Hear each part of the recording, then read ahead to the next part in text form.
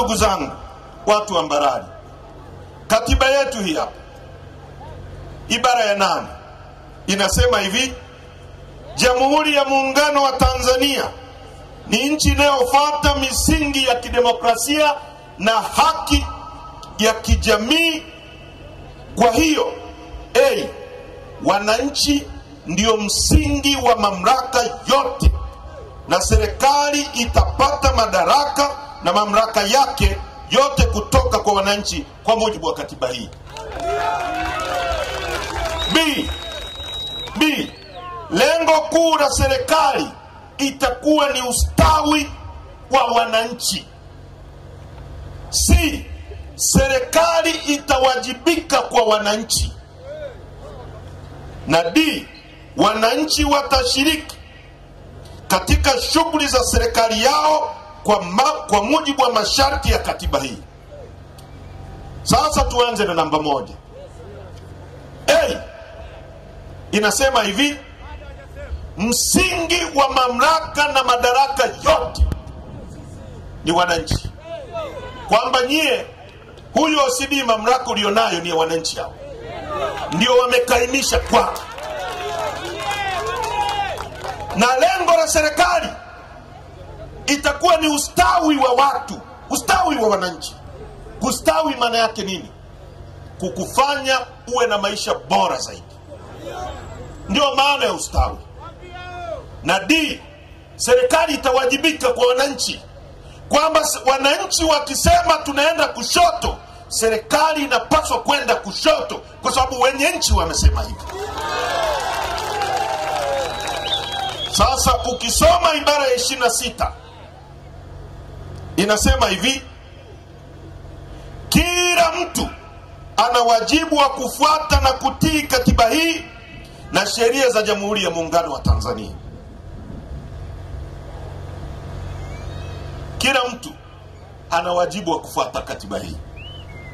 Ibara ya 27: watu wote watatakiwa na sheria kutunza vizuri mali ya mamlaka ya nchi hii, pamoja na kupiga vita aina zote za uharibifu na ubadhirifu. Sasa hiyo ni katiba inasema hivyo, kwamba sisi wananchi wenye mali tutakuwa na wajibu wa kupiga vita ubadhirifu wa rasilimali za nchi na kulinda mali za nchi yetu. Bahati nzuri, hii ni nchi ambayo Mwenyezi Mungu ameijalia sana. Ni nchi iliyobarikiwa kuliko nchi nyingi duniani. Tuna rasilimali ambazo haziko kwingine kokote duniani isipokuwa Tanzania. Nchi hii ina ukubwa wa kilomita za mraba 945,000. Ukichukua Kenya, Uganda, Rwanda, Burundi, ukiziunganisha pamoja, zina kilomita za mraba 890,000. Sisi peke yetu 945,000. Mkoa wenu wa Mbeya una ukubwa wa kilomita za mraba 35,954. Nchi ya Rwanda ina kilomita za mraba 22,000. Kwa hiyo Mbeya ni kubwa mara 2 kuliko nchi ya Rwanda. Rwanda ina watu takriban milioni 10 na kitu. Mbeya wakazi wake wote hawafiki milioni 2.5. Tunapokuja Mbeya, tunaambiwa mkoa ambao ni mkubwa kuliko Rwanda, watu wake wanahangaishwa na eneo la kulima. Watu milioni 2. Nchi ya Rwanda ina watu milioni 9, 10, 12 kwenye sehemu ndogo kuliko Rwanda, kuliko Mbeya. Hawana shida ya kilimo, hawana shida ya nini, wanauza maziwa nje ya nchi kuliko sisi. Hata sisi tumeagiza maziwa kutoka Rwanda. Unaelewa kwamba hatuna viongozi katika nchi hii. Licha ya hivyo, watu wetu mnachapa kazi. Katikati ya rasilimali zote hizi, watu wetu ni maskini. Kwa nini? kwa sababu watu tulionao hawafikirii kuhusu maisha yenu. Hebu fikiria hivi, nchi hii nikiwa bungeni, na unisikilize OCD, mwaka 2017 wakati Rais Magufuli anaanza kujenga bwawa na Mwalimu Nyerere na wanaanza kujenga SGR, nikawashauri bungeni, nikamwambia hivi, Mheshimiwa Rais, iko kwenye YouTube, kabla hamjaanza kujenga bwawa la Mwalimu Nyerere, jambo la kwanza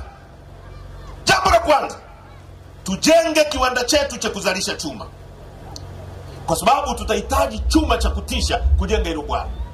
Tutahitaji chuma. Kila siku watu wanajenga majumba, wananunua nondo. Kila siku tunahitaji chuma, na nchi zingine ambazo zina chuma zitanunua kutoka kwetu. Tujenge kwanza kiwanda chetu cha chuma. Kila kiwanda kilikuwa kinahitaji dola za Kimarekani bilioni 3.